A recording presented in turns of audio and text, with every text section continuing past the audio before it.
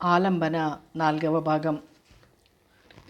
ఆ రోజు ఆదివారం సాయంత్రం పూట హాస్పిటల్లో పనెక్కు ఉండదు. రఘు గులాబీ చెట్ల దగ్గర కుర్చీలో కూర్చున్నాడు.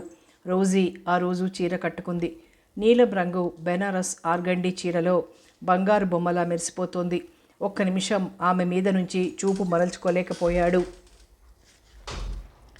మొగలి పువ్వు రంగు మేనిఛాయ, పొడవాటి వాలుజడ, తళతళమని మెరిసే చెక్కిళ్ళు, ముద్దొచ్చే అధరాలు, ఆమె అందం, యవ్వనం, అడవి కాచిన వెన్నెలలా నిష్ప్రయోజనం. అందుకు బాధ్యుడిని నేను. కానీ నేనేం చెయ్యను? ఎన్ని విధాల చెప్పినా ఆమె మనసు మార్చలేకపోతున్నాను. ఒక్కసారి రోజీ ప్రేమకే నేను అంకితమవుతానేమో చివరికి అనిపిస్తుంది. రాధరూపం కళ్ళల్లో మెదిలితే చాలు ఆ ఊహకే ఆమెకు అన్యాయం చేస్తున్నానేమో అనిపిస్తుంది. ఇద్దరూ నన్ను అమితంగా ప్రేమించేవాళ్లే. ఇద్దరూ నా కోసం ఏ త్యాగం చేయటానికైనా సిద్ధపడతారు. రెండు మంచి మనస్సుల మధ్య నా హృదయం నలిగిపోతుంది. రాధను మనస్సులో నిలుపుకొని రోజీకి న్యాయం చేయలేకపోతున్నాను. రోజీ కోసం రాధకు అన్యాయం చేయలేకపోతున్నాను. రాధకు నాకు మధ్య ఇనుప తెర దించబడింది. ప్రేమ ఒక పదునైన కత్తి లాంటిది. ఏమిటంత దీర్ఘంగా ఆలోచిస్తున్నారు? నవ్వుతూ అంటూ అతనికి ఎదురుగా ఉన్న కుర్చీలో కూర్చుంది రోజీ. నిన్ను గురించే. అంత ప్రత్యేకంగా ఆలోచించాల్సింది ఏముంది నన్ను గురించి? నీ భవిష్యత్తును గురించి. నా జీవితం మీ నీడలో ఇలా గడిచిపోతే చాలు. నీ జీవితం నా మూలంగా ఇలా మోడుగా మారటం నాకు మాత్రం సంతోషాన్ని ఇస్తుందా రోజీ? నా మాట విను. నేను సంతోషంగా ఉండాలంటే నువ్వు నలుగురు ఆడవాళ్లలా పెళ్లి చేసుకుని పిల్లా పాపలతో కళకళలాడుతుండాలి. లేకపోతే నేను ప్రశాంతంగా ఉండలేను. రోజు ఇలాంటి మాటలతో నన్నెందుకు బాధిస్తారు? మనసులో మిమ్మల్ని నిలుపుకొని ఊహల్లో మీ భార్యగా బ్రతకగలను. అంతేగాని మరో వ్యక్తితో జీవితాన్ని పంచుకోవాల్సి వచ్చిన రోజు మీ దానిగా ఈ లోకం నుంచి నిష్క్రమిస్తాను. రోజీ ఆర్ద్రతగా పిలిచాడు. నేను బ్రతకడం మీకు ఇష్టం లేకపోతే ఇలాంటి సలహాలు ఇవ్వండి. నేను మీ ఎదురుగా ఉండాలనుకుంటే ఇక ముందెప్పుడు ఈ పెళ్లి ప్రసక్తి నా దగ్గర తీసుకురావద్దు. స్థిరంగా పలికింది రోజీ గొంతు. రఘు నోరు మూతబడిపోయింది ఆ మాటతో. అసలు విషయం మర్చిపోయాను. ఈరోజు నా పుట్టినరోజు. కంగ్రాచ్యులేషన్స్. ఈ విషయం నాకు ఉదయమే ఎందుకు చెప్పలేదు? ఇప్పుడు చెప్పానుగా అంది రోజీ నవ్వుతూ. రోజీ, బజార్కి వెళ్దాం. నీకు ఇష్టమైన చీర కొనుక్కుందో గాని. ఆ మాటకు రోజీ నవ్వుతూ, ఈరోజు ఆదివారం, షాపులుండవు. ఆ సంగతి నాకు తెలుసు. ఆదివారమైనా ఏదో ఒక షాపు తీసుంటుంది. ఇప్పుడొద్దండి. తీరిగ్గా కూర్చున్నారు. మాట్లాడుకుంటూ కూర్చుందాం. నేను చెప్పిందేది నువ్వు వినవు తెచ్చిపెట్టుకున్న కోపంతో అన్నాడు. చిరునవ్వు నవ్వింది రోజీ. మనసంతా చికాకుగా ఉంది. సినిమాకి వెళ్దామా? రోజీ ముఖం చిన్నబోయింది. రోజీ, ఏం లేదండి. మిమ్మల్ని మూగగా ఆరాధించే అర్హతే తప్ప బహిరంగంగా నేను మీదాన్ని అని చెప్పుకునే అర్హత నాకు లేదు. ఆ మాట అంటున్నప్పుడు రోజీ కళ్ళల్లో నీళ్లు తిరిగాయి. నీ బాధ నాకు తెలుసు రోజీ. ఎవరో ఏదో అనుకుంటారని మనం చేస్తున్న పనులు మానేస్తున్నామా? నీ పుట్టినరోజు నాడైనా నిన్ను సంతోషపెట్టాలని నా కోరిక. మన మనస్సులలో కల్మషం లేనప్పుడు ఎవరేమనుకుంటే మనకేం? అలా అని సరిపెట్టుకోవాలి అంతే. నువ్వు కోరుకునే జీవితాన్ని ఎలాగో నేను నీకు ఇవ్వలేను. ఒకరి కోసం ఇటువంటి చిన్న చిన్న సరదాలకు కూడా నేను దూరంగా ఉంచలేను. ఇంకేం చెప్పకుండా త్వరగా బయలుదేరు. నా కారులో వెళ్దాం అన్నాడు రఘు. అతని ముఖంలోకి చూసి అతనికి ఎదురు చెప్పలేకపోయింది రోజీ. ఇద్దరూ కలిసి శాంతి థియేటర్లో సినిమా చూసి డాల్ఫిన్ హోటల్లో భోంచేసిన తర్వాత రోజీని హాస్పిటల్ దగ్గర డ్రాప్ చేసి రఘు ఇంటికొచ్చాడు. అప్పటికి టైం రాత్రి 10 గంటలు దాటింది. కారు గ్యారేజీలో పెట్టి ఆరు బయట కొబ్బరి చెట్టు కింద కుర్చీలో కూర్చున్నాడు రఘు. వెన్నెల కాంతిలో లాన్లో ఉన్న నందివర్ధనం పూలు నక్షత్రాల్లా మెరుస్తున్నాయి. నైట్ క్వీన్ పూల పరిమళం మనస్సుకు మత్తును కలిగిస్తుంది. కొబ్బరి ఆకుల మధ్య నుంచి వెన్నెల వెలుగు నీడల్లా నేల మీద పరుచుకుంది. అడుగుల చప్పుడుకు భుజం మీదుగా తల తిప్పి చూశాడు. రాధ వరండాలో నుంచి బయటకొస్తుంది. భోంచేద్దురుగాని రండి అంది అతను కూర్చున్న కుర్చీకి దగ్గరగా వచ్చి. భార్య వైపు చురుగ్గా చూశాడు రఘు. వెన్నెల కాంతిలో ఆమె ముఖంలోని భావాలను చదవాలని ప్రయత్నించాడు. సాధ్యం కాలేదు. ఆకలిగా లేదు అన్నాడు ముక్తసరిగా. నాకు బాగా ఆకలిగా ఉంది. వెళ్ళి భోంచేయి. మీరు కూడా రండి. జాలిగా తన వైపు చూస్తూ పిలుస్తున్న రాధతో నేను హోటల్లో భోంచేశానని చెప్పలేకపోయాడు రఘు. మీతో కలిసి భోంచేద్దామని కూర్చున్నాను. రండి వడ్డిస్తానంటూ లోపలికెళ్ళింది రాధ. ఆమె కోరికను కాదనటం ఇష్టం లేక బట్టలు మార్చుకుని డైనింగ్ టేబుల్ దగ్గరికి వచ్చాడు రఘు. చాలా రోజుల తర్వాత భార్యాభర్తలిద్దరూ కలిసి భోంచేయటం వంట మనిషి అన్నపూర్ణమ్మకు చాలా సంతోషంగా ఉంది. 2 ముద్దలు తినగానే రాధకు కడుపులో తెవలటం మొదలైంది. లేచి వాష్ బేసిన్ దగ్గరికెళ్ళి వాంతి చేసుకుంది. రఘు కంచం ముందు నుంచి లేచి రాధ దగ్గరికెళ్ళి ఆమెను పొదివి పట్టుకున్నాడు. రాధ నీరసంగా అతని భుజం మీద తలాంచింది. పసిపాపను బుజ్జగిస్తున్నట్లుగా ఆమె భుజం మీద చెయ్యేసి ఆమె ముఖాన్ని తన కభిముఖంగా తిప్పుకొని మృదు గంభీర స్వరంతో, రాధా, ఒంట్లో ఎలా ఉంది అని అడిగాడు. కళ్ళు తిరుగుతున్నాయండి, తెములుతున్నట్టుగా ఉంది, భోంచెయ్యలేను, బెడ్రూమ్లోకి వెళ్ళి పడుకుంటాను. ఆమెను అలాగే తన భుజం ఆసరాగా బెడ్రూమ్లోకి తీసుకొచ్చి మంచం మీద పడుకోబెట్టాడు. ఆమె పక్కన పడుకుని ఆమె తలను తన ఎడమ చేతి మీద ఆంచుకున్నాడు. భర్త స్పర్శ, అతని లాలన రాధ మనసుకు ఊరట కలిగిస్తున్నాయి. మనస్సులో ఆలోచనలు సుళ్ళు తిరుగుతున్నాయి. ఆ భయంకర గతాన్ని మర్చిపోగలిగితే అబ్బా ఎంత హాయిగా ఉంటుంది. ఎప్పటికైనా ఈ భయంకర విషాదాన్ని నుంచి నేను తప్పించుకోగలనా? రఘు ఆమె పక్క నుంచి లేచి అన్నపూర్ణమ్మ దగ్గరికి వచ్చాడు. బాబు, అమ్మాయి నిద్రపోతుందా? ఆతృతగా అడిగింది. మామ, రాధ రోజు టైం ప్రకారం భోంచేస్తుందా? ఒక పూట తింటే ఒక పూట తినదు బాబు. దానికి తోడు ఇప్పుడు ఈ వేవిళ్ళొకటి, ఏ కాస్త తిన్నా వాంతి చేసుకుంటుంది. దాంతో మరీ నీరసమైపోయింది. బలమైన ఆహారం తీసుకోవాలి, మందులు వాడాలి. అన్నపూర్ణమ్మ మాట్లాడుతూనే ఉంది. రఘు పరిగెత్తున్నట్లుగా నడుస్తూ బెడ్రూమ్లోకి వెళ్ళాడు. రాధ కళ్ళు మూసుకొని పడుకునుంది. రఘు బాల్కనీలోకి వచ్చి నిల్చున్నాడు. ఈ తీయని అనుభూతిని గురించి ఎన్నో రోజుల నుంచి కలలు కన్నాను. రాధ నా దగ్గరికి వచ్చి నా గుండెల్లో ఒదిగిపోయి నూనుసిగ్గుతో, ఏమండి, మన ఇంటికి త్వరలో జూనియర్ రఘు గారు రాబోతున్నారు అని చెబుతుంది. అప్పుడు నేను మాతృమూర్తిని కాబోతున్నాను అన్న గర్వంతో ఉప్పొంగిపోతున్న రాధను గుండెలకు హత్తుకుని, నన్ను తండ్రిని చేయబోతున్నందుకు నీకేమివ్వమంటావు అని నేనంటే, మీరు తప్ప నాకేమి వద్దంటుంది రాధ. అదొక మధురమైన అనుభూతి, చెరిగిపోని సన్నివేశం. కానీ ఇప్పుడు జరిగిందేమిటి? రాధ తల్లి కాబోతున్న విషయం వంట మనిషి ద్వారా నాకు తెలిసింది. ఇంతకు మించిన శిక్ష నాకింకేముంటుంది? రాధా, ఎందుకు నన్ను ఇలా బాధ పెడుతున్నావు? ఆడదాని మనసు అగాధం అంటారు, ఇందుకే కాబోలు. తన మనస్సులో ఏముందో తను చెప్పదు, నాకు తెలియదు. ఎంతకాలం ఇలా? రఘు మనస్సులో ఎక్కడో ఏ మూలో మంటలాంటిది ప్రారంభమైంది. పేరు ప్రతిష్టలు, డబ్బు, అధికారం అన్నీ ఉన్నాయి. ప్రేమ ప్రేమ అనుకుంటూ ప్రేమ కోసం తప్పించి రేఖను కాదని రాధను చేసుకున్నాడు. ఇప్పుడు నేను అనుభవిస్తున్నది మాత్రం ఏముంది? ఆలోచనలతో తల వేడెక్కిపోయింది. సిగరెట్ ముట్టించాడు. సిగరెట్ మీద సిగరెట్ కాలుస్తూ చాలాసేపటి వరకు అక్కడే నిల్చున్నాడు. ఏదో చెయ్యాలి, ఎవరి మీదనో కసి తీర్చుకోవాలి అన్న ఉద్రేకం నరనరాల్లో పొంగి వస్తుంది. తనేం చేశాడని రాధ తన మీద ఇలా కసి తీర్చుకుంటోంది? నా జీవితాన్ని ఆమెకు అంకితం చేసి ఆమెను అమితంగా ప్రేమించడమే నేను చేసిన నేరమా? రాధ మనసు చాలా సెన్సిటివ్. తను అనేక సార్లు గమనించాడు. తను ఆవేశపడకూడదు. ఎప్పుడు చిరునవ్వుతో గంభీరంగా ఉండే రఘు మనస్సు బేలగా మారింది. అతని కళ్ళల్లో ముత్యాల్లాంటి 2 కన్నీటి చుక్కలు చోటు చేసుకున్నాయి. అతనిలోని వేదనకు అతని నరాల్లోని రక్తం మరిగి ఆవిరిగా మారి కన్నీటి రూపంలో బయటికొస్తుంది. అతనెంత భయంకరమైన బాధను, ఒంటరితనాన్ని అనుభవిస్తున్నాడో ఆ కన్నీళ్లే చెబుతున్నాయి. అతను జీవితంలో మొట్టమొదటిసారిగా ఏడుస్తున్నాడు. ఆత్మహత్య చేసుకోవాలన్నంత ఆవేశంగా ఉంది. అన్నీ ఉన్నా ఎవరూ లేనట్టుగా, ఎడారిలో దిక్కు తెలియక, తోడు లేక ఒంటరిగా నిలబడినట్టుగా ఉంది. బ్రేక్ పడిన ఆలోచనలతో అలా ఎంతసేపు నిల్చున్నాడో అతనికే తెలియదు. ఎక్కడి నుంచో గడియారం 3 గంటలు కొట్టిన శబ్దం వినిపించింది. అయినా నిద్ర వచ్చే సూచనలు కనిపించలేదు. పడక కుర్చీని పిట్టగోడకు దగ్గరగా వేసుకొని కూర్చున్నాడు. రాత్రి అంతా నిద్రలేకపోవడం వలన కళ్ళు ఎర్రగా జ్యోతుల్లా ఉన్నాయి. అమితంగా సిగరెట్లు కాల్చడం వలన పెదాలు నల్లగా కందిపోయాయి. మరో గంట గడిచింది. వీధి లైటు దగ్గర ఊరకుక్క ఒకటి అతి దీనంగా మొరుగుతోంది. పని మనుషులు లేచిన అలికిడి వినిపిస్తోంది. వీధుల్లో రద్దీ ఇంకా మొదలవకపోవటం వలన వాతావరణం ప్రశాంతంగా ఉంది. గేటు దగ్గర రేకుల షెడ్డులో నుంచి పని మనిషి సీతాలు బయటకు వచ్చింది. ఆమె వెనకే రంగడు కూడా బయటకొచ్చాడు. వాళ్ళు ఇద్దరు మేనత్త మేనమామ పిల్లలు. చిన్నతనం నుంచి రఘు వాళ్ళింట్లోనే పనిచేస్తూ ఉంటున్నారు. రఘు వాళ్ళ మామయ్య రేఖ పెళ్ళైన తర్వాత వాళ్లకు కూడా పెళ్లి జరిపించాడు. సీతాలు ఇంటి పనులు చేస్తుంది. రంగడు బజార్ పనులు, ఇంటి పనులు చేస్తాడు.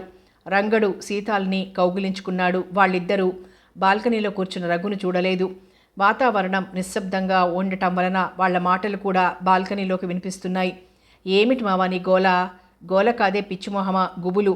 ఇప్పుడు బంగాళాలోకి వెళ్తే మళ్ళీ నువ్వు నా కంట పడేసరికి రాత్రిపూట 10 అవుద్ది. అప్పటి వరకు ఎట్టాగే? రాత్రంతా నీ పక్కనే ఉన్నాగా మావా, మరీ ఇంత ఇదైతే ఎట్టా? అదే నే ప్రేమంటే. రాత్రంతా నా పక్కనే ఉన్న మనసు నిండినట్టు లేదు, కోరిక తీరినట్టు లేదు అంటూ సీతాల్ని షెడ్డులోకి రమ్మంటున్నాడు. వేళాపాళా లేని సరసం ఏమిటి మావా అంటున్న సీతాల్ని మరి మాట్లాడనీయకుండా 2 చేతులతో ఎత్తుకుని షెడ్డులోకి తీసుకెళ్లాడు రంగడు. వాళ్లను చూస్తున్న రఘు అన్నీ ఉన్న నాకంటే ఏమీ లేని రంగడెంతో అదృష్టవంతుడు అనుకున్నాడు మనసులో బరువుగా నిట్టూరుస్తూ. మనసులు కలిసిన వాళ్లకు ఒకరికి తోడుగా ఒకరుంటే చాలు, వాళ్ళకేమీ లేకపోయినా వాళ్లకు కొదవనిపించదు. వాళ్లను గురించి ఆలోచిస్తున్న రఘు మనసులో గతంలోని ఒక సన్నివేశం మెదిలింది. అప్పటికింకా రాధకు తనకు పెళ్లి జరగలేదు. అలవాటు ప్రకారం ఆ రోజు ఇద్దరూ కబుర్లు చెప్పుకుంటూ బీచ్లో కూర్చున్నారు. అనుకోకుండా అక్కడ నా క్లాస్మేట్ విజయ కనిపించింది. నన్ను చూసిన విజయ నా దగ్గరకు వచ్చి, హలో రఘు, బావున్నావా? అబ్బా, ఎన్ని రోజులకు కనిపించావు. విశాఖపట్నం వచ్చిన దగ్గర నుంచి నిన్ను చూడటానికి రావాలనుకున్నాను, వీలు కాలేదు అంది ఆప్యాయంగా నన్ను చూస్తూ. విజయ నేను క్లాస్మేట్స్మి. మేమిద్దరం అరమరికలు లేని మంచి స్నేహితులం కూడా. రాధను విజయకు పరిచయం చేద్దామనుకున్నాను. అందరితో పాటు విజయ కూడా నేను రేఖని పెళ్లి చేసుకుంటాను అనుకుంటుంది. ఇప్పుడు రాధను నా కాబోయే భార్యగా మీకు పరిచయం చేస్తే రాధ ఎదుటే నన్ను రేఖను చేసుకున్నందుకు చనువుగా మందలిస్తుందేమో. అదీగాక విజయ ఏ విషయాన్ని మనసులో దాచుకోదు, ముఖాన్ని అడిగేస్తుంది. విజయ చనువును రాధ ఎలా అర్థం చేసుకుంటుందో అన్న అనుమానంతో రాధను స్నేహితురాలిగా పరిచయం చేశాను. విజయ ఎంత స్నేహపూర్వకంగా చనువుగా మాట్లాడినా రాధ అంటి ముట్టనట్లుగా మాట్లాడటంతో విజయ రాధను వదిలేసి నాతోనే మాట్లాడటం మొదలుపెట్టింది. మా ఇద్దరి మాటల్లో కాలేజీలో మా చదువుని గురించి, మా స్నేహితుల్ని గురించి, విజయ ప్రాక్టీస్ని గురించి ఎన్నో విషయాలు దొర్లిపోతున్నాయి. అర్ధగంట అయింది. విజయ్ చెబుతోంది, నేను చెబుతున్నాను, విజయ వింటోంది. రాధ ముఖం నల్లగా మార్చుకుంది. రాధ ఎందుకలా ముఖం గంటు పెట్టుకుందో నాకు అర్థం కాలేదు. మా వదిన వాళ్ళు నా కోసం ఎదురు చూస్తున్నారు. ఇక వెళ్తాను రఘు. హైదరాబాద్లోని మా ఇంటి అడ్రస్ నీకు తెలుసుగా. పెళ్ళైన తర్వాత రేఖ నువ్వు కలిసి మా ఇంటికి తప్పనిసరిగా రావాలి. నువ్వు లెటర్స్ రాయటం లేదంట. మా వారు గొడవ చేస్తున్నారు. బద్దకించకుండా లెటర్స్ రాయి, వస్తానంటూ లేచింది విజయ. విజయ్తో పాటు నేను కూడా లేచి కొంత దూరం వచ్చాను. విజయ వాళ్ళ వదిన వాళ్లతో కలిసి వెళ్ళిన తర్వాత నేను రాధ దగ్గరికి వచ్చాను. రాధ ముఖం నీరెండ కాంతిలో కందిపోయినట్టుగా స్పష్టంగా కనిపిస్తోంది. ఆమె మృదువైన చెక్కిళ్ళు చిదిమితే రక్తం చిమ్మేంత ఎర్రగా ఉన్నాయి. రాధా చర్రున చూసింది రాధ నా వైపు. ఆమె చూపుల దాడికి తట్టుకోలేక ఆమె మీద నుంచి చూపులు మరల్చుకున్నాను. ఆమె ముఖం చూస్తేనే తెలిసిపోతుంది ఆమెకు బాగా కోపం వచ్చిందని. అప్పుడే పూర్తయ్యాయా మీ కబుర్లు? విజయ నా క్లాస్మేట్, నాకు మంచి స్నేహితురాలు, చాలా రోజుల తర్వాత కనిపించింది. ఎంత స్నేహితురాలైతే మాత్రం మరీ అంత చనువా? ఆమెకు మీ మీద ఏదో అధికారం ఉన్నట్టు మాట్లాడటం, మీరేమో ఆమె అన్న ప్రతిదానికి తల ఊపటం, నేనొక దాన్ని ఎదురుగా ఉన్నానన్న విషయమే మర్చిపోయినట్టుగా ఒకటే కబుర్లు నవ్వులు అంది ఉక్రోషంగా. రాధా, మనిద్దరం ప్రేమించి పెళ్లి చేసుకోబోతున్న వాళ్ళం. మన మధ్య మళ్ళీ ఎప్పుడూ ఇటువంటి సన్నివేశం రాకూడదని చెబుతున్నాను. నా మనసంతా ఆక్రమించుకున్నది నువ్వే. వివాహ బంధం కన్నా కూడా బలీయమైన బంధం ప్రేమ బంధం. ఏ విషయంలోనైనా భార్యాభర్తల మధ్య అరమరికలు ఉండకూడదు. మనిద్దరం తోడుగా ఒకరిని ఒకరు అర్థం చేసుకుని సంసార జీవితాన్ని గడపాలి. నేను వృత్తిరీత్యా డాక్టర్ని. ట్రీట్మెంట్ కోసం ఎంతోమంది ఆడవాళ్లు నా దగ్గరకు వస్తుంటారు. వాళ్లతో నేను నవ్వుతూ అభిమానంగా మాట్లాడాలి. అది నా వృత్తి ధర్మం. నా భార్యగా నువ్వు ఆ విషయాన్ని అర్థం చేసుకోవాలే తప్ప నన్ను అనుమాన దృష్టితో చూడకూడదు. నా మనసు కోరుకున్నది నిన్ను. తొలి ప్రేమ ఎంత ఘాటైందో నీకు తెలుసు. ఈ జీవితంలో నా మనసులో నీకు తప్ప ఇంకెవరికీ చోటు లేదు, ఉండదు కూడా. నేను మృదువుగా చెబుతుంటే ఇంపైన ఆ మాటల్ని వింటూ కూర్చున్న రాధ పట్టలేని ఆనందంతో నా గుండెల మీద వాలిపోయి, మీలాంటి వ్యక్తిత్వం ఉన్న వ్యక్తికి భార్య కాబోవటం నా అదృష్టం. అందమంతా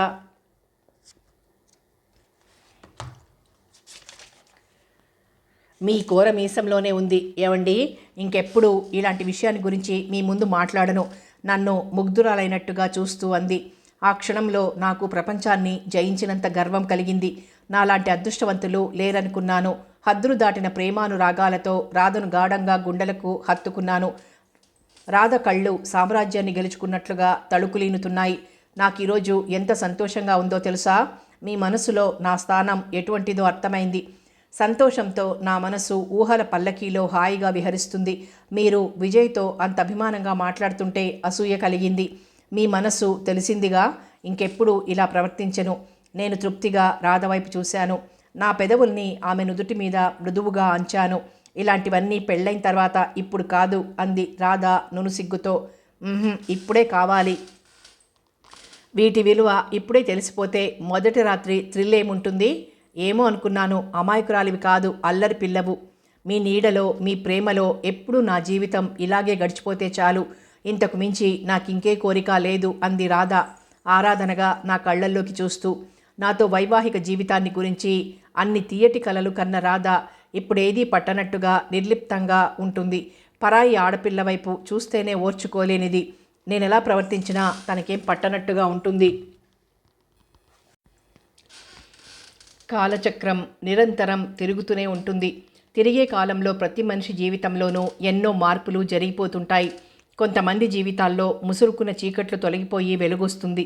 మరికొంతమంది జీవితాల్లో వెలుగు దూరమై చీకట్లు ముసురుకుంటాయి. కాలభ్రమణంలో ఋతువులు ఎంత సహజమో మనిషి జీవితంలో మార్పులు కూడా అంతే సహజం. రాధకు 6వ నెల జరుగుతోంది. రాధ వదిన రాధకు ప్రతి నెలలోనూ ఏదో ఒక వేడుక జరిపిస్తూనే ఉంది. జరుగుతున్న వాటిల్లో దేనితోనూ తనకేం సంబంధం లేనట్టుగా ఉంటుంది. అంతకుముందు ప్రతిరోజు రాత్రిపూట హాస్పిటల్ నుంచి రాగానే రాధ దగ్గరికొచ్చి, ఎందుకు రాధ అలా ఉంటున్నావు? నేనేమైనా నీ మనసు కష్టం కలిగించే పని చేశానా అని పదే పదే అడిగేవాడు రఘు. రాధ మౌనంగా ఉన్నా ఆమెను లాలించేవాడు, బుజ్జగించేవాడు. కసురుకున్నా కాదన్నా ఆమెను గుండెల మీదకి చేర్చుకుందే నిద్రపోయేవాడు కాదు. అటువంటిది ఎంతో అవసరమైతే తప్ప ఇప్పుడు రాధతో మాట్లాడటం లేదు. ఎప్పుడు ఇంటికి వస్తాడో, ఎప్పుడు హాస్పిటల్కి వెళ్తాడో తెలియదు. రోజు ఉదయం హాస్పిటల్కి వెళ్ళబోయే ముందు ఆ రోజు వాడాల్సిన మందులు బెడ్రూమ్లో టేబుల్ మీద పెట్టి టైం ప్రకారం ఆ మందులు వాడమని చెప్పి వెళ్తాడు. రాత్రి పడుకోబోయే ముందు మందులు వాడింది లేంది తెలుసుకుని ఒంట్లో ఎలా ఉందని అడుగుతాడు. అంతే. రఘు గుండెల్లో భయంకరమైన విషాదం పేరుకుపోయింది. రోజురోజుకు అతను ఆ విషాదం అనే ఊబిలో కూరుకుపోతున్నాడు.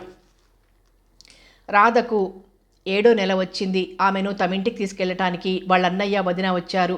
రాధ మొండితనం వాళ్ళన్నయ్యకు కూడా చిరాకును తెప్పిస్తుంది. ఆ సాయంత్రం రఘు హాస్పిటల్కి వెళ్ళిన తర్వాత రాధ వాళ్ళన్నయ్య లాన్లో కూర్చున్నారు. వాళ్ళ వదిన లోపలుంది. రాధా, ప్రేమంటే ఇన్ఫాచ్యుయేషన్ కాదు. ఒకరిని ఒకరు అర్థం చేసుకోవడానికి ప్రయత్నించినప్పుడు మీ మధ్య ప్రేమ ఎలా పొసుగుతుంది?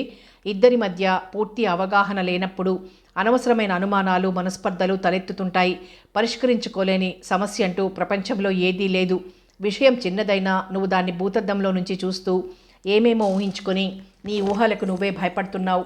అర్థం లేని త్యాగం దుష్ఫలితాలను కలిగిస్తుందే తప్ప సత్ఫలితాలను కలిగించదు. ఇప్పటికే నీ మూర్ఖత్వంతో నీ కాపురాన్ని నాశనం చేసుకున్నావు.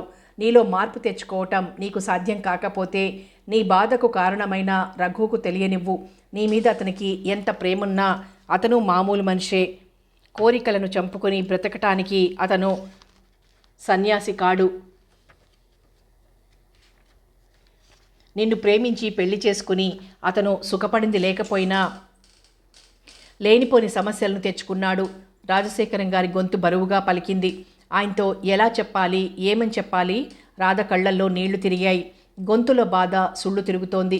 నువ్వు చదువు సంస్కారం ఉన్నదానివి. చూడమ్మా, త్యాగం అనేది సినిమాలో చూడటానికి, నవలల్లో చదవటానికి అందంగా ఉంటుంది. అంతేగాని త్యాగం పేరుతో జీవితాన్ని నీలా ఎవరూ పాడు చేసుకోరు. రఘు ఆనందాన్ని కూడా పాడు చేస్తున్నావు నువ్వు. అనుమానం అనే అంధకారంలో ఉన్నావు. అగ్నిశిఖ లాంటి వ్యక్తిత్వం గల మనిషి రఘు. నీకు ఈ విషయాన్ని గుర్తు చేయటం నీ మనస్తాపాన్ని పెంచటానికి కాదు, నా మాటల్ని అర్థం చేసుకుని నీ సంసారాన్ని చక్కదిద్దుకుంటావని. అనుమానాలు జీవితాల్ని బలికోర్తాయి అంటూ కన్నీటితో తడిసిపోతున్న రాధముఖం చూడలేక అక్కడి నుంచి లేచి లోపలికెళ్లారు రాజశేఖరం గారు. కాసేపైన తర్వాత రాధ వాళ్ల వదినొచ్చి కూర్చుంది. రాధ ముఖం చూసి వాళ్ళన్నయ్య కోపంగా మాట్లాడుంటాడనుకుంది మాధురి.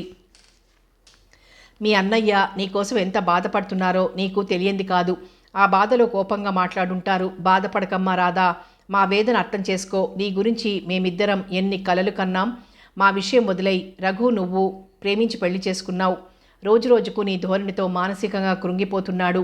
అతని ముఖంలో కళాకాంతులు లేవు. మానసికంగానూ శారీరకంగానూ సంతోషం లేక కుమిలిపోతున్నాడు. వదినా, మాటలతో నన్నెందుకిలా చంపుతారు మీరిద్దరూ? నాకు మనస్సుంది. ఆ మనస్సులో అందరిలాగే కోరికలున్నాయి. మనస్సును చంపుకుని నేనే పరిస్థితుల్లోనూ రాజీ పడను. మీకు నచ్చజెప్పాలని ప్రయత్నించడం వృధా శ్రమే అవుతుంది. నా బ్రతుకు నన్ను బ్రతకనివ్వండి. కోపంతో కన్నీళ్లతో అంటున్న బాధను ఆపుకుంటున్న రాధను అవాక్కైనట్లుగా చూస్తూ కూర్చుంది మాధురి. ఆమెకి ఏమనటానికి తోచలేదు. పల్చని వెన్నెల కాంతి ఆహ్లాదకరంగా ఉంది. జాజిపూలు విరగబూసి పరిమళాలను వెదజల్లుతున్నాయి. చల్లటి చిరుగాలి పగలంతా అలసిపోయిన మనస్సులను సేద తీరుస్తుంది. రఘు బాల్కనీలో కూర్చున్నాడు. మస్తిష్కంలో ఎన్నో భావాలు, ఆలోచన బంధాలు పర్వత శ్రేణిలా అంతం లేనట్టుగా కనిపిస్తున్నాయి. రాధను గాఢంగా ప్రేమించాను. అందుకే నాకు ఈ నరకాన్ని సృష్టించింది ఆమె. రాధకు నా పట్ల ప్రేమ, ఆరాధన ఇంతేనా? ప్రతి చిన్న విషయంలోనూ ఆమె ఇష్టమే నా ఇష్టంగా, ఆమె సంతోషమే నా సంతోషంగా భావిస్తున్నానే. అయినా ఆమెలో మార్పు లేదు. ఒంటరితనం ఆమెను బాధించటం లేదా? తామిద్దరూ ప్రేమించుకోవటం, ఆ ప్రేమ, ఆ అనురాగం ఇవేవి ఆమెకు గుర్తురావా? కవులు విరహంలో వేదనను ఎంతో అద్భుతంగా వర్ణిస్తారే, ఆ బాధ లేసమైనా ఆమెకు లేదా? ఎందుకుండదు? ఉండే ఉంటుంది. ఆమె మౌనానికి ఏదో బలమైన కారణం ఉంటుంది. ఏమిటది? నాకు కావలసింది ఆమెతో శారీరకమైన సుఖం కాదు, శాశ్వతమైన ఆమె ప్రేమ, ఆమె సహచర్యం. ప్రేమ కోసం తప్పించే నా మనసులోకి ప్రవేశించి నేను కోరుకునే నా ప్రేమను నాకు అందించి నా మనసులో అదో రకమైన సున్నిత బాధలను రగుల్కొల్పిన అందాల హరివిల్లు రాధ. ఆ గతం మనసులో మెదిలితేనే అందమైన భావవీచిక ప్రవేశిస్తుంది నా హృదయంలో. జీవితమంతా గతం తాలూకు మధుర స్మృతులతో గడపగలను. కానీ ఆమెలో చోటు చేసుకున్న విషాదానికి కారణం కావాలి. ఆమె యాంత్రికంగా నాతో అనుభూతిని పంచుకుంటుంది. మనస్సు లేకుండా నా ఆవేశాన్ని చల్లార్చుతుంది. భార్యాభర్తల మధ్య యాంత్రికంగా ఉండే అనుబంధమే కాదు, పశు సంబంధమైనటువంటి పైశాచిక సంబంధం. నీరసంగా నిర్జీవంగా బెడ్రూమ్లో అడుగుపెట్టే రాధను చూడగానే నాలో ఆవేశం చల్లారిపోతుంది. ఇద్దరు చిలిపి మాటలతో, శృంగారపు చేష్టలతో రాజీకి రావటం, ఇద్దరు అంగీకారానికి వచ్చిన తర్వాత శారీరకమైన అనుభూతిని ఒకరి నుంచి ఒకరు పొందటం, అది నిజమైన తృప్తి. అది లేని సంసారం నిర్జీవం. ఆలోచనలకు బ్రేక్ వేసి బెడ్రూమ్లోకి వెళ్ళాడు రఘు. రాధ డబుల్ కాట్ మీద ముడుచుకుని పడుకునుంది. ఫ్యాన్ గాలికి ఆమె కట్టుకున్న చీర ఉండవలసిన స్థానాన్ని తప్పి ఉంది. కనువిందు చేస్తున్న ఆమె సౌందర్యం మనసును మరో ప్రపంచం వైపు లాగుతుంది. అరవిచ్చిన తెల్ల గులాబీ పువ్వులా ఉన్న ఆమె అందం నిద్రపోతున్న కోరికలను రెచ్చగొడుతుంది. మంచానికి దగ్గరగా నిల్చొని భార్య వైపు అనురాగంగా చూశాడు. అతని చూపుల్లో అనురాగ స్రవంతి ప్రవహిస్తుంది. రాధా మృదువుగా పిలిచాడు. నిద్రలో ఉన్న రాధ పలకలేదు. ఆమె మీదకు వంగి మరోసారి రాధా అని పిలిచాడు. ఆ పిలుపులో ప్రేమ, అనురాగం ఇలాంటివి ఎన్నో భావాలు ప్రతిఫలిస్తున్నాయి. రాధ కనురెప్పలెత్తి చూసింది. తన వైపే ఎర్రబారిన కళ్ళతో కాంక్షగా చూస్తున్న భర్తను చూసి ముఖం తిప్పుకుని జరిగి పడుకుంది. చెళ్ళున కొరడాతో వెన్ను మీద చరిచినట్టు అనిపించింది రఘుకు. ఆవేశం పొగమంచులా విడిపోయింది. సోఫాలో కూర్చుని సిగరెట్ ముట్టించాడు. రాధా, చివరిసారిగా అడుగుతున్నాను. నాలో సహనం పూర్తిగా చచ్చిపోకముందే సమాధానం చెప్పు. నువ్విలా ఉండటానికి కారణం ఏమిటి? ఇది నీ నైజం అని సరిపెట్టుకోవటానికి మనిద్దరం ప్రేమించి పెళ్లి చేసుకున్నాం. కొద్ది రోజులు అన్యోన్యంగా కాపురం చేశాం. ఆ తర్వాత ఏం జరిగింది? భర్త మాట్లాడుతున్నది తనతో కానట్టు, అతని ప్రశ్నకు సమాధానం చెప్పాల్సిన అవసరం తనకు లేనట్టుగా నిర్లక్ష్యంగా పడుకున్న రాధ మీద కోపం హద్దులు దాటింది. రాధా అంటూ పెద్దగా అరిచాడు రఘు. ఆ అరుపుకు తుళ్ళిపడి మంచం మీద నుంచి లేచి కూర్చుంది రాధ. సహనానికైనా ఒక హద్దు ఉంటుంది. నీ ఎదురుగా ఉంటూ ఈ చిత్రవదను నేను భరించలేను. నీ ధోరణి మార్చుకోకపోతే ఇక ముందు కలిసి ఉండటం జరగదు. ఇలా ఉండే కంటే ఎవరికి వాళ్ళం దూరంగా ఉండటం మంచిది. పదునైన బాకులా గుచ్చుకుంది ఆమె గుండెల్లో ఆ మాట. కళ్ళల్లో నీళ్లు తిరిగాయి. తల్లో తుఫాన్ హోరు, గుండెల్లో అగ్నిజ్వాలలు ప్రజ్వరిల్లుతున్నాయి. సముద్రాలు ఉప్పొంగుతున్నాయి. తను పడుకున్న మంచం భూమిలోకి కూరుకుపోతున్నట్టు అనిపించింది. భర్త అన్న మాటలు తుపాకీ గుళ్లల్లా గుండెను గాయం చేశాయి. రాధ చెయ్యి అప్రయత్నంగా పొట్ట మీదికి వెళ్ళింది. ఇద్దరూ దూరంగా ఉంటే మంచిది అన్నారు. అంటే ఆయన నాకు విడాకులు ఇచ్చి శాశ్వతంగా ఆయన నుంచి నన్ను దూరం చేస్తారా? రఘు బెడ్రూమ్లో నుంచి బయటికెళ్ళాడు. రాధకు దుఃఖం పొంగి పొర్లింది. మంచం మీద పడి దిండులో ముఖం దాచుకుంది. ఆమె కన్నీటితో తలగడ తడిసిపోయింది. తను ఒంటరిదాన్ని అన్న భావం ఆమెను కృంగదీస్తోంది. మరణం తప్ప ఈ నరకం నుంచి ఎవ్వరూ విముక్తి కలిగించలేరు. ఒంటరిగా ఎడారిలో గమ్యం తెలియని ప్రయాణికురాలిగా ఉన్నట్టనిపించింది. మనస్సు శిలలా అయిపోయింది.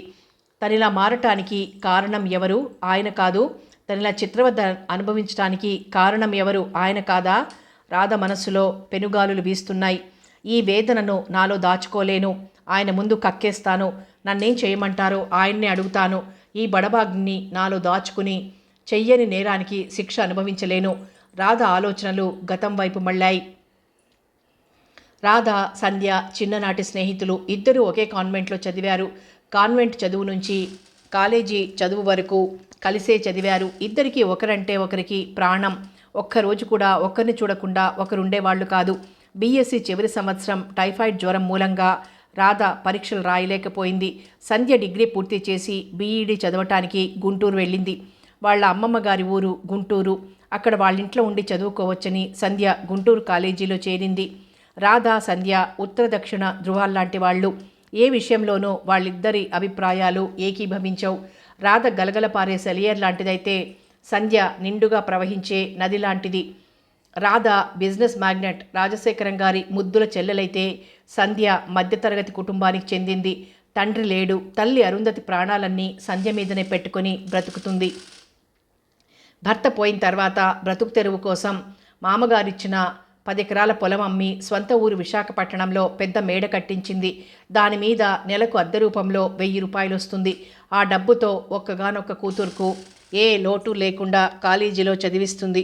కాలేజీ అయిపోయిన దగ్గర నుంచి రాధ, సంధ్య ఇద్దరూ ఒకే చోట ఉండేవాళ్ళు. కాలేజీలో వాళ్ళిద్దరినీ లవ్ బర్డ్స్ అని పిలిచేవాళ్ళు. సంధ్య చదువు పూర్తి చేసి గుంటూరు నుంచి తిరిగొచ్చింది. చిక్కి శల్యమై గుర్తుపట్టలేనంతగా మారిపోయింది. అందమైన ఆమె కళ్ళు జీవాన్ని కోల్పోయాయి. మృదువైన చెక్కిళ్ళు తెల్లగా పాలిపోయాయి. రాధతో కూడా సరదాగా మాట్లాడేది కాదు. జీవితంలో అతి విలువైనదేదో పోగొట్టుకున్నట్లుగా దిగులుగా పగలు రాత్రి తలుపులు మూసుకుని తన గదిలో కూర్చునేది. సంధ్య ఎందుకంత దిగులుగా ఉంటుందో రాధ ఎంత తరిచి అడిగినా నవ్వి ఊరుకునేది. కారణం చెప్పేది కాదు. ఒకరోజు రాధ సంధ్య వాళ్ళింటికి వెళ్ళేసరికి వాళ్ళ అమ్మగారింట్లో లేరు. సంధ్యను వెతుక్కుంటూ రాధ సంధ్య బెడ్రూమ్లోకి వెళ్ళింది. సంధ్య కిటికీకి ఎదురుగా ఉన్న కుర్చీలో కూర్చునుంది. ఎంతోసేపటి నుంచి ఏడ్చినట్టుగా ఆమె కళ్ళు ఉబ్బి ఉన్నాయి. సంధ్యనలా చూడగానే మనసు పిండినట్టు అనిపించింది రాధకు. ఆమెకు దగ్గరగా వచ్చి ఆమె భుజాల చుట్టూ చేతులు వేసి సంధ్య అని పిలిచింది అనునయంగా. ఉలికిపాటుగా రాధ వైపు తిరిగి చూసిన సంధ్య తన కన్నీళ్లు రాధ కంటపడకుండా ఉండాలని ముఖం తిప్పుకోబోయింది. కానీ రాధ చూడనే చూసింది. సంధ్య, ఇన్ని రోజుల నుంచి నువ్వు నా ప్రాణ స్నేహితురాలు అనుకున్నాను. మనిద్దరం ఒకప్పుడు ఒకరికి ఒకరం దూరంగా ఉండలేమని, ఇద్దరం ఒకతన్నే పెళ్లి చేసుకుందాం అనుకున్నాం. అటువంటి స్వార్థం లేని ప్రాణ స్నేహం మనదని మురిసిపోయాను ఇంతకాలం. ఇప్పుడు అర్థమైంది నేను నీకు పరాయిదాన్ని అన్న విషయం. అంత మాటనకు రాదా. నా గుండెల్ని దహించి వేస్తున్న ఈ భయంకర నిజాన్ని నువ్వు తెలుసుకుంటే భరించలేవు. నేనెలాగో మనశ్శాంతికి దూరమై కుమిలిపోతున్నాను. ఇక నిన్ను కూడా బాధ పెట్టడం ఎందుకని ఈ అగ్నిని నాలోనే దాచుకుంటున్నాను. అంతే రాధా. నీ స్నేహానికి దూరమైతే నేను బ్రతకగలనా? రాధ చేతుల్లో ముఖం దాచుకుని ఏడుస్తూ అంది సంధ్య. నేను నీ స్నేహితురాల్ని సంధ్య. స్నేహితుల సహచర్యం, ఓదార్పు కావలసింది కష్టాలలో కానీ సుఖాలలో కాదు. కష్టాలలో భాగం పంచుకోలేని స్నేహం స్నేహమే కాదు. అటువంటి స్నేహానికి విలువ లేదు. చెప్పు సంధ్య, ఏం జరిగింది? గుంటూరు నుంచి వచ్చిన దగ్గర నుంచి ఎందుకలా ఉంటున్నావు? చెప్పకపోతే నా మీద ఒట్టు. సంధ్య చేతిని అందుకొని తన నెత్తిమీద పెట్టుకుంటూ అంది రాధ. చెబుతాను రాధా. నేను చదువు కోసం మా అమ్మమ్మ గారింటికి గుంటూరు వెళ్ళటం నీకు తెలుసుగా. నేను అక్కడికి వెళ్ళేసరికే మా అమ్మమ్మ గారి మేడ పైభాగంలో మెడిసిన్ చదువుతున్న ఒకతను అద్దెకుంటున్నాడు. చిత్రమైన పరిస్థితుల్లో అతనితో నాకు పరిచయమైంది. ఆ పరిచయం జరిగిన క్షణాలు ఎటువంటివో కానీ కొద్ది రోజుల్లోనే ఆ పరిచయం స్నేహంగా, అతని పట్ల ఆరాధనగా మారాయి. నేను కాలేజీ నుంచి వచ్చిన దగ్గర నుంచి అతని కోసం ఆతృతగా ఎదురుచూస్తూ కూర్చునేదాన్ని. అతను వచ్చిన దగ్గర నుంచి రాత్రిపూట నిద్రొచ్చే వరకు అతను ఎదురుగానే ఉండేదాన్ని. మా అమ్మమ్మకు ఒక్కడే కొడుకు. అతను ఉద్యోగరీత్యా కుటుంబంతో హైదరాబాద్లో ఉంటున్నాడు. మేడ మీదున్న 2 గదుల్లో అతను ఉండేవాడు. కింద ఒక వాటాలో రిటైర్డ్ అయిన ఇంజనీర్ గారు, ఆయన భార్య అద్దెకుంటున్నారు. ఒక వాటాలో అమ్మమ్మ, నేను ఉండేవాళ్ళం. అతని మంచితనం, నా నిగ్రహం తెలిసిన మా అమ్మమ్మ అతనితో నేనెంత చనువుగా ప్రవర్తించినా నా చనువుకు అభ్యంతరం తెలిపేది కాదు. ఆమె కూతురైన మా అమ్మ పెళ్ళైన 3 సంవత్సరాలకే భర్తను పోగొట్టుకొని సుఖ సంతోషాలకు దూరమైంది. నేనైనా పెళ్లి చేసుకుని భర్త పిల్లలతో కళకళలాడుతూ నూరేళ్లు పసుపు కుంకుమలతో బ్రతకాలని ఆమె కోరిక. మేమిద్దరం సరదాగా నవ్వుతూ మాట్లాడుతూ కూర్చుంటే మిమ్మల్ని ఇద్దరిని మురిపెంగా చూసేది. అతని సమక్షంలో సంవత్సరం రోజులు ఒక్క రోజులా గడిచిపోయాయి. నాకు ప్రేమించుకోవటం తప్ప మా మధ్య పెళ్లి ప్రసక్తి ఎప్పుడూ రాలేదు. నేను బీఈడీ పూర్తి చేశాను. అతన్ని వదిలి రాలేక చదువైపోయిన తర్వాత కూడా అమ్మ వెంటనే బయలుదేరమని ఎన్ని ఉత్తరాలు రాసినా విశాఖపట్నం రాకుండా గుంటూరులోనే ఉండిపోయాను. చదువైపోయింది. నాకు పెళ్లి చేయాలని మా అమ్మమ్మ ఆరాటపడుతుంది. అలా రోజులు క్షణాలుగా గడిచిపోతున్నాయి. నాకు ప్రపంచమంతా అందమైన ఇంద్రధనుస్సులా కనిపిస్తుంది. ప్రేమ మైకంలో మనస్సు మత్తుగా ఉంది. ఎంతసేపు అతని ధ్యాసే తప్ప మరో గొడవే లేదు. ఒకరోజు అతని మేనమామగారు అతని దగ్గరికి వచ్చారు. ఆయన వచ్చిన సమయానికి అతను రూములో లేడు, బయటికెళ్ళాడు. ఆయన రాగానే అమాయకురాలైన మా అమ్మమ్మ వెతకబోయిన తీగ కాలికి తగిలిందనుకుంది. నాకు పెళ్లి చెయ్యాలని ఆతురపడుతున్న ఆమె ముందు వెనుకల ఆలోచించకుండా మేమిద్దరం ప్రేమించుకుంటున్నామని, త్వరలో మా ఇద్దరికి పెళ్లి చేయటం మంచిదని ఆయనతో అన్ని విషయాలు విపులంగా చెప్పింది. విషయం తెలుసుకున్న ఆయన ఉగ్రావతారం ఎత్తారు. వాళ్ళ మేనల్లుడిని వలలో వేసుకోవటానికి మేమిద్దరం కలిసి నాటకం ఆడుతున్నామన్నాడు. ఆయన ఆవేశం చల్లారేదాకా నోటికొచ్చినట్టు మాట్లాడారు. నేను అవాక్కైపోయాను. ఈ హంగామా అల్లరి ఎందుకు? మీ మేనల్లుడు రాగానే అతన్ని అడగండి, మీ అనుమానం తీరుతుందన్నాను. మేం మాట్లాడుకుంటూ ఉండగానే అతను బయట నుంచి వచ్చాడు. అతనికి ఆయన నన్ను చూపిస్తూ, నువ్వు ఈ అమ్మాయిని ప్రేమించావా అని అడిగారు. అందుకతను, ప్రేమించటమా? నేనా అన్నాడు ఆశ్చర్యంగా. సంధ్య అంటే నాకు చాలా అభిమానం మామయ్య. సంధ్య నా అభిమానాన్ని మరో విధంగా అర్థం చేసుకుందేమో నాకు తెలియదు అన్నాడు. అతని మాటలకి నేను కరెంట్ షాక్ తిన్న మనిషిలా మాట పలుకు లేకుండా కొయ్యబారిపోయాను. నిజం చెప్పు, ఈ అమ్మాయిని ప్రేమించలేదా? మరి అమ్మాయి మేమిద్దరం ప్రేమించుకుంటున్నాం అని చెప్పిందేమిటి నాతో? ఏం సంధ్య, మామయ్యతో అలా చెప్పావా? ఐఎమ్ సారీ, నేనెప్పుడు నిన్న ఆ దృష్టితో చూడలేదు అన్నాడు ఖచ్చితంగా. నా నెత్తి మీద పిడుగుల వర్షం కురుస్తున్నట్లుగా ఉంది. మనస్సులో మంటలు రేగుతున్నాయి. ఏడుస్తూ నా గదిలోకి పరిగెత్తాను. కూతురు జీవితం అలా అయిపోయినందుకే కుమిలిపోతున్న మా అమ్మమ్మ చివరికి నా జీవితం ఏమవుతుందో అన్న భయంతో పిచ్చి పట్టిన దానిలా అయిపోయింది. మేమిద్దరం ఒకరిని ఒకరం ఓదార్చుకునే స్థితిలో కూడా లేం. తర్వాత వాళ్ళిద్దరూ అతని మేనమామ కారులో బయటికెళ్లారు. ఏడ్చి ఏడ్చి నా కళ్ళల్లో నీరు కూడా ఇంకిపోయింది. ఆ క్షణంలో నాకు మతి చలిస్తుందేమో అనిపించింది. మనస్సులో అంతులేని అలజడి. విరగబడి నవ్వాలనిపించింది. వాళ్ళిద్దరినీ పీక పిసికి చంపేయాలనిపించింది. ఏదో చెయ్యాలన్న ఉద్రేకం నరనరాల్లో లావాలా పొంగుతుంది. ఆలోచనల తీవ్రతకు తలలోని నరాలు చిట్లిపోయేలా ఉన్నాయి. నన్ను పెళ్లి చేసుకోవాలన్న ఉద్దేశం లేనప్పుడు ప్రేమిస్తున్నట్లు ఎందుకు నటించాలి? నా జీవితంతో ఎందుకు ఆడుకోవాలి? తనేం అపరాధం చేసింది? అతన్ని అమితంగా ప్రేమించటం, గుడ్డిగా నమ్మటం, అదేనా తను చేసిన నేరం? అదేనా తను చేసిన పాపం? అతన్ని సర్వస్వంగా నమ్మి గుండె గుడిలో దైవంలా నిలుపుకుని మనసనే పూజా పుష్పంతో ప్రతిక్షణం పూజలు చేశానే, ఆ పూజలందుకునే దైవమే నా పాలిట దయ్యంగా మారితే నా గతేమిటి? ఎవరితో పంచుకోవాలి బాధను? ఎవరు ఓదార్చుతారు? అతను నన్ను ప్రేమించటం లేదని నా ఎదుటే అంత ఖచ్చితంగా చెప్పిన తర్వాత కూడా ఆ విషయాన్ని నా మనసు నమ్మలేకపోతోంది. ఒకవేళ అతను చెప్పిన విషయమే నిజమైతే నా బ్రతుకేం కావాలి? మృత్యువును కౌగిలించుకోవాలి. అంతకు మించి గత్యంతరం లేదు. అతను వాళ్ళ మామయ్య కోపంతో ఉన్నారని ఆయన్ని శాంతపరచడానికి అలా అబద్ధం చెప్పారేమో. ఆ తర్వాత తను స్వయంగా వాళ్ళమ్మ నాన్నగారికి నచ్చజెప్పి నన్ను పెళ్లి చేసుకుంటాడేమో. అయినా అతను చెప్పింది వాళ్ళ మేనమామతో కానీ వాళ్ళ నాన్నగారితో కాదుగా. నేనెందుకింత ఆవేశపడాలి?